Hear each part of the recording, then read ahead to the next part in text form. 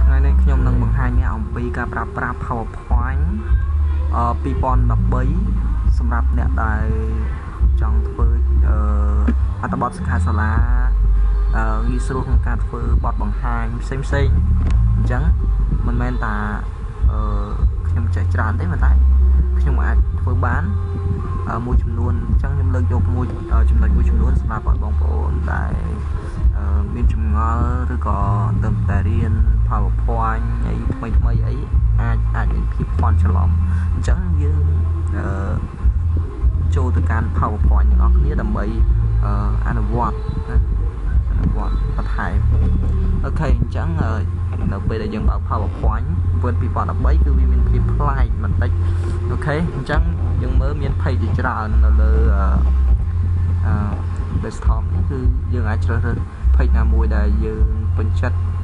ដើម្បីបង្កើតមើលឲ្យមានភាពតាក់ទាញអីចឹងទៅអូខេអញ្ចឹងយក blank presentation អូខេអញ្ចឹងចូលទៅនឹងរបស់គ្នាចេញឲ្យហើយអូខេប្រសិនណាបើយើងចូលទៅ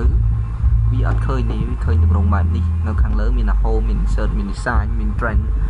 section animation នេះគឺយើងអត់ដឹងថាវានៅកន្លែងណាអញ្ចឹងយើងអាចចុចវាទៅ home នេះវា load ឲ្យហើយឬក៏យើងទុកអញ្ចឹងក៏បានឬក៏យើងចុច insert អូខេដល់ពេលយើងចុចចន់ណាវាបិទទៅវិញហើយអញ្ចឹងដើម្បីឲ្យវាចេញរហូតយើងចង់ដាក់រហូតក៏បានដែរគឺយើងចូលទៅខាងស្ដាំនេះឃើញសញ្ញារៀងដូចមកជុលអូខេអញ្ចឹងចុចកន្លែងហ្នឹងទៅវាជប់ឲ្យយើងមើលអូខេអញ្ចឹងអនុវត្តទាំងអស់គ្នាខ្ញុំនឹងវាយអក្សរអូខេដើម្បីដាក់ចលណាណៃអប់រំ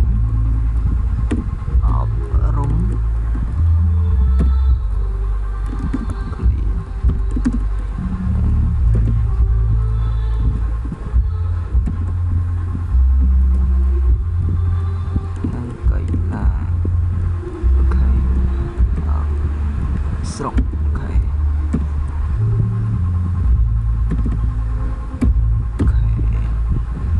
បានសិន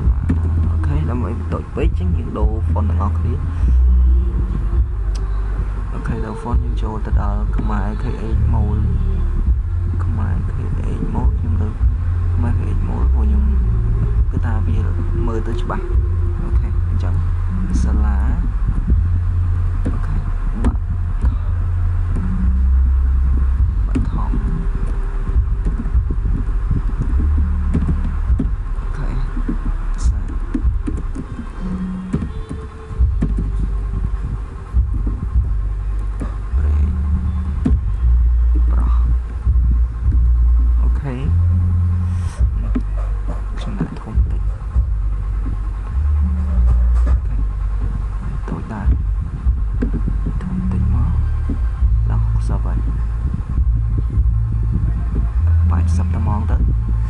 អូខេអញ្ចឹងដើម្បីដាក់ចលនា page ទាំងពណ៌ទាំងមូលបានលុះត្រាតែយើងដោះនៅ cursor ចេញពី page នីមួយៗឬក៏ tab ដែលយើងវាអក្សរនេះដោះវាចេញមកយើងចុចនៅកន្លែងផ្សេងទៅវា load ដាច់ឲ្យអស់ហើយអញ្ចឹងយើងអាចវាអក្សរបានលុះត្រាតែយើងចុចចំអក្សរទៅវាចេញផ្ទាំង table ជាមួយនេះចុចនេះគឺយើងអាចវាអក្សរបានហើយអញ្ចឹងយើងដោះ cursor ចេញមកអូខេហើយបន្ទាប់យើងចូលទៅ transition អូខេ transition នេះគឺជាទម្រង់នៃ page របស់ផ្ទាំងអត្ថបទមួយអូខេឬក៏អាចថា sheet របស់ផ្ទាំងអត្ថបទមួយអញ្ចឹងយើងជ្រើសរើសផ្ទាំងណាមួយដែលយើងពេញចិត្តអូខេចោលណាផ្ទាំងមួយ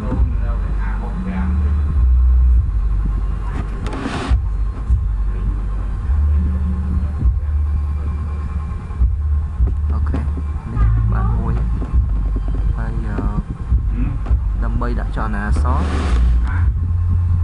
យើង select វាមកយើង select វាហើយយើងរើស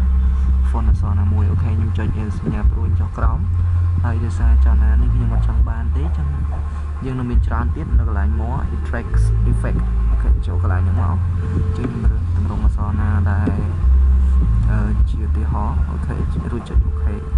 ញ្ចឹងយើងចូល tab មួយទៀតយើងដាក់ cursor ព្រោះមាន2 tab ខាងលើខាងក្រោមអូខេ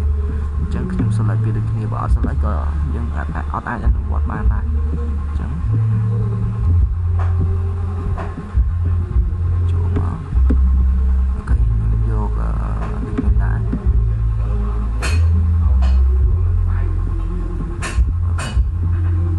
អូខេអញ្ចឹងនៅពេលដែលយើងដាក់រួចវានឹងចេញលេខ1ចលនាទី1មានន័យថានៅពេលដែលយើងបង្ហាញ slide show ទៅទី1